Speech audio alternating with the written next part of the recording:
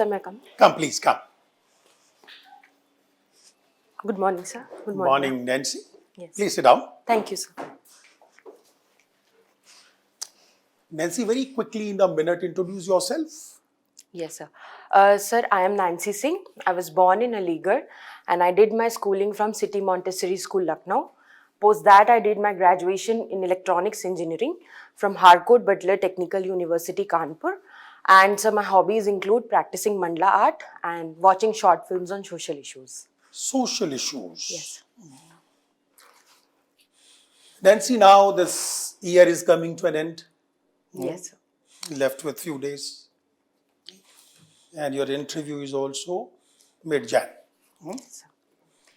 If I tell you, for example, remember what happened in 2025, what 3 or 4 major events you will want to recall which had a very, very profound impact on society, not only Indian, but even globally? Just 4 or 5 major events. So can I take a moment? Yes, sir.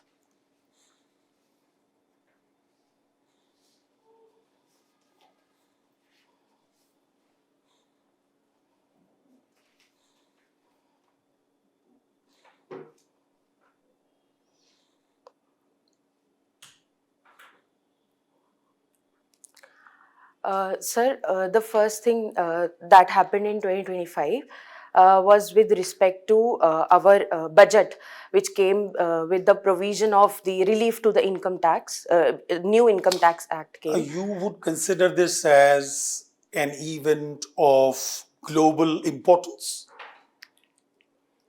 Yes, sir, it's of national importance because it gave But relief. still, I think, even within the national scenario, I'm sure this would not be the top issue.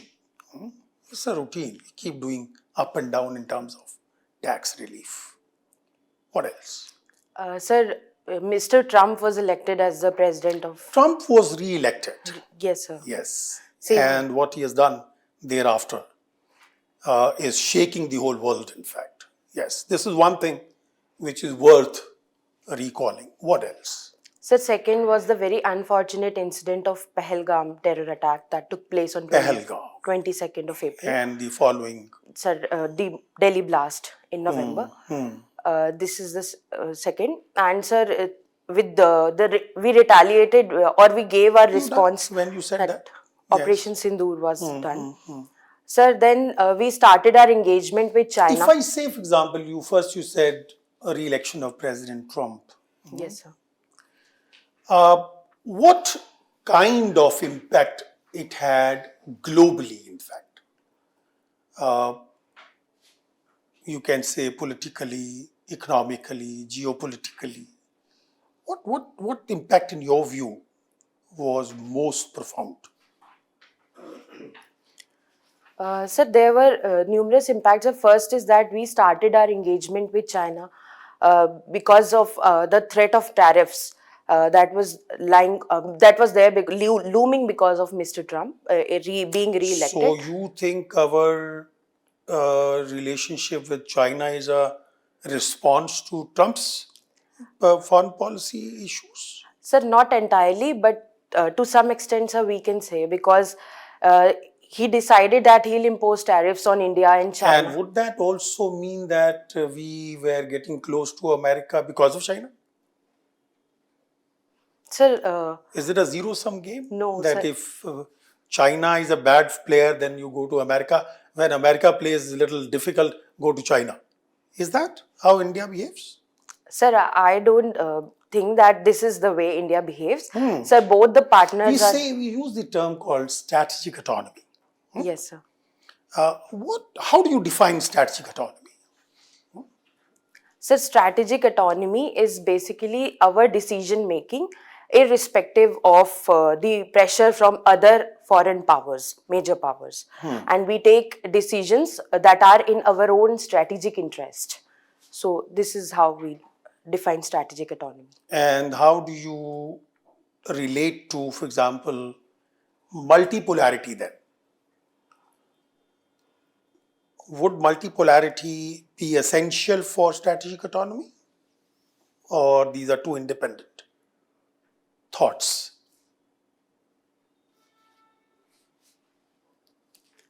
Sir, I see them as independent thoughts in the way that multipolarity is something when when we are thinking that there should not be dominance of one particular power. President Trump, since you mentioned, Yes, sir. on repeated occasions, he has used the term G2. Yes, sir. And especially, after his engagement with Chinese leadership, he said this was a wonderful G2 meeting. Yes. And G2 basically means bipolarity, right?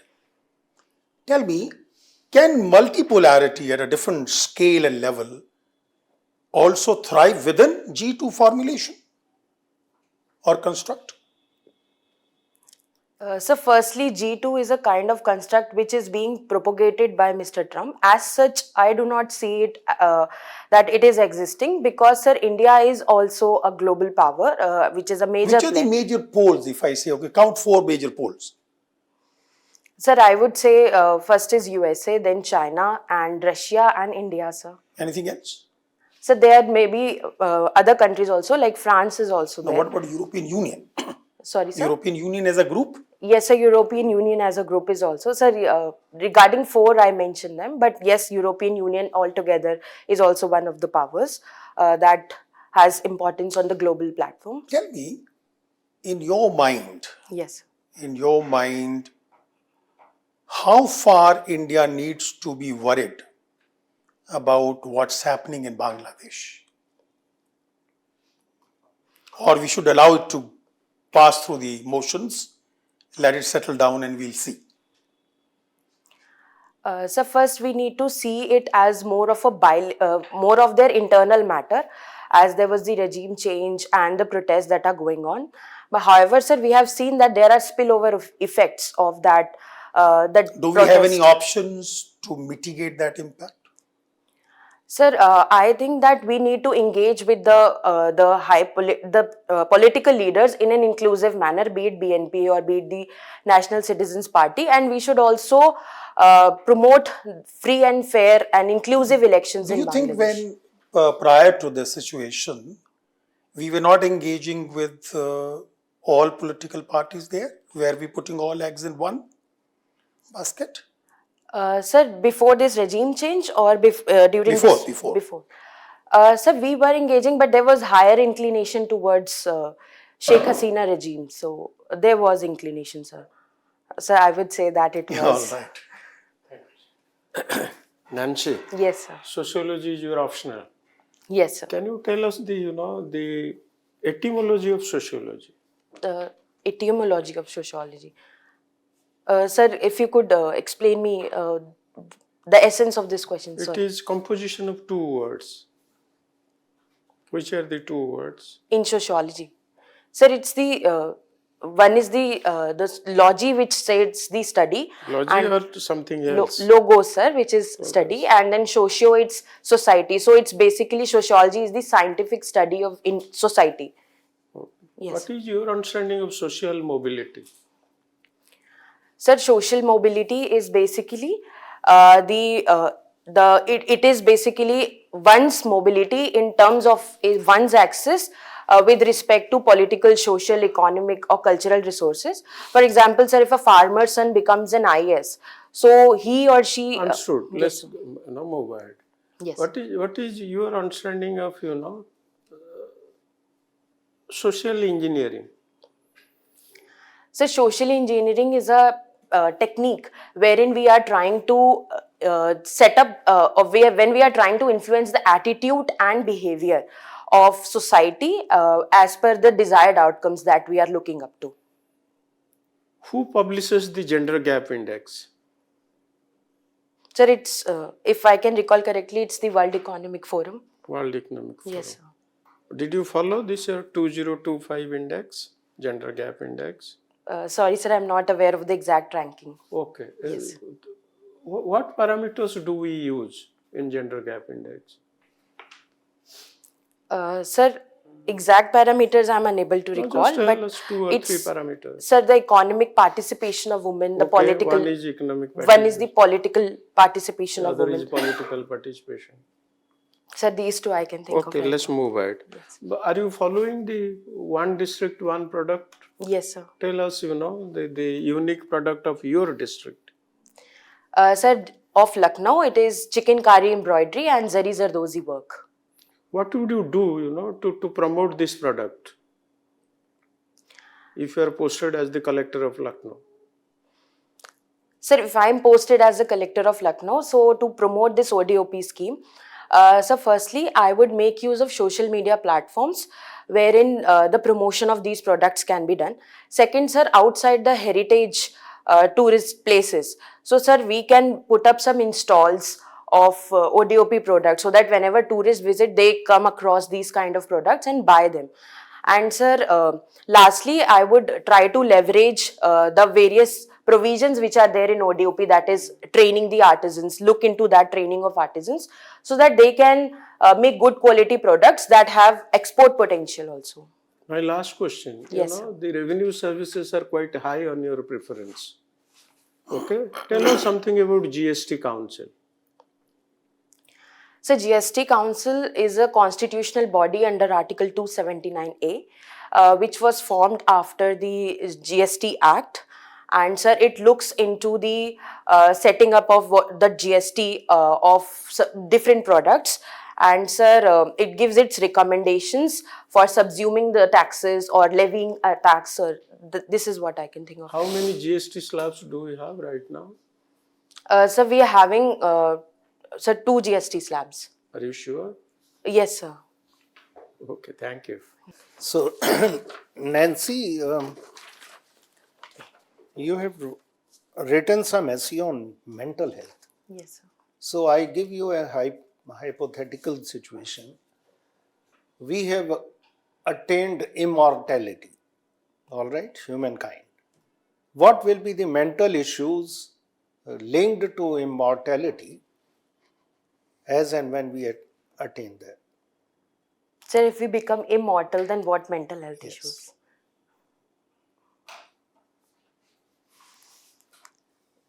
Sir, I feel that one of the mental health issue might be because if we are living too long, so that then we are seeing the sufferings and the we are also affected by the sufferings. Maybe we get ill. Maybe we are seeing the sufferings in the society. So that also creates a mental health issue. And sir, this is what I can think of right now. You can think of so many things that will come up, no? All right, we move ahead. International Solar Alliance, 8th session was held in October. So tell me some new initiatives of International Solar Alliance. Sorry, sir, I'm not aware of the new All initiatives. right. Is USA playing a psychological warfare with India? I am referring to various news that you keep on reading in the newspapers.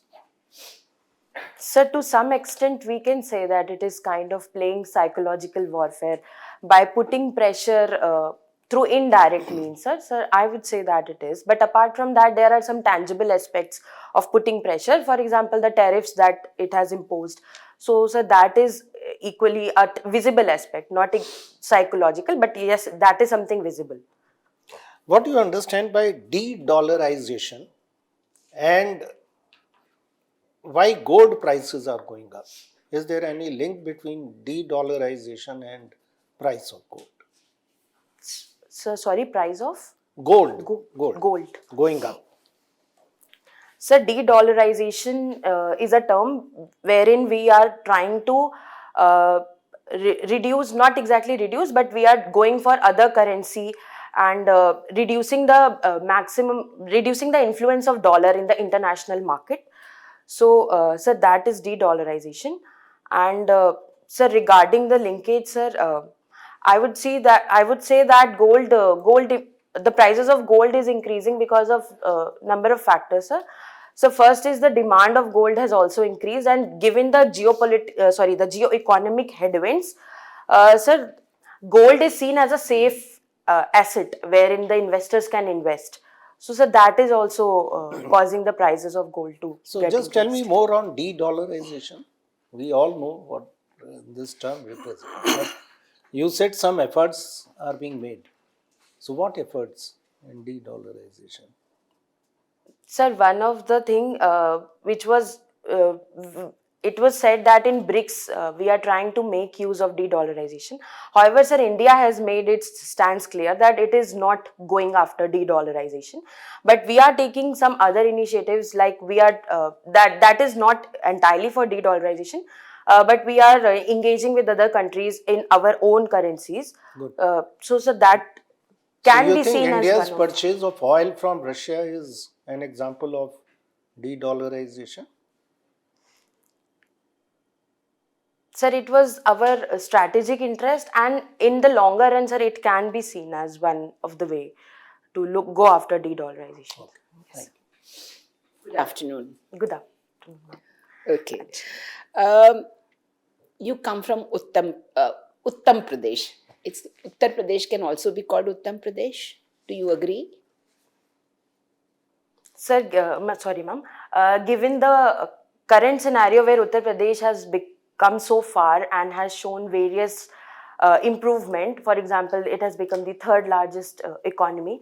So we can say that it's Uttam Pradesh in the sense of its growth and progress that it has made.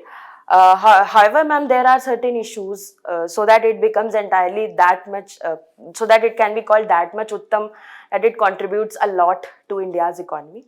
So, to some extent, we can say, ma'am. What is this Ganga Jamuni Tehzeeb of Lucknow? Ma'am, Ganga Jamuni Tehzeeb is a metaphor that is used to denote the cultural syncretism that exists between the Hindus and Muslim culture. And ma'am, that is manifested in numerous ways, for example, in cuisines, in architecture. So, this is Ganga Jamuni Tehzeeb. What do you understand by looking glass self? Ma'am, looking glass self is a theory which is given by C.H. Cooley in Sociology, and it means that we consider society as a mirror and try to reflect upon our actions by looking into that mirror. So, this Is is that so? yes, ma'am, it is. Okay, check on. What do you understand by feminization of agriculture? Ma'am, feminization of agriculture is a term where we see that in agriculture, women take up the jobs in agriculture. For example, ma'am, 73% of rural women are in agriculture, but they don't own the land. So, ma'am, this is what we can say, that it's feminization means that we are having Is more. it only they are working, or there's something more to feminization of women, agriculture? You know, things like unpaid work, unpaid labor. They are just giving unpaid labor because they are part of the household, they don't get paid. So there is no contribution consulted. Their husbands are, because of migration, they have left. So they are living in extreme poverty. And whatever they do, they're just meeting the ends. So this further leads to feminization of poverty also. Yes, ma'am. And looking glass self, I just wanted to clarify, it is basically how the society perceives you is your image. It's a very simple way. Tell me the difference between how the fiscal policy and the monetary policy affects a common man. Ma'am, if I talk about the monetary policy, which Just is. give me one liner, don't want details. Okay, ma'am. And because I've asked you specifically how it affects the common man. Ma'am, if the interest rates are high in the monetary policy, so that will impact the loan taking of an individual. And if I talk about the fiscal policy, then the tax rates might get So affected. you just say it impacts because it gives a common man the interest rate, and the tax. fiscal policy gives you the tax rate. Yes. Now the budget is in the offing. 3 suggestions that you would make to finance minister for introduction in the budget. Ma'am, regarding fiscal policy or Yeah, any. because she's any going to introduce only fiscal policy. So the budget, any suggestions that you would like to give for making announcements? for any sector. Yes, scheme. Yes. Any sector. Ma'am, firstly, I would suggest with respect to the agricultural productivity and the R&D that needs to be there in agriculture. Then, ma'am, second would be the boost to MSMEs if more support. What in agriculture? Exactly what? You have to say she should, sort of incentivize nano urea, or, make it very concrete. Don't make general statements.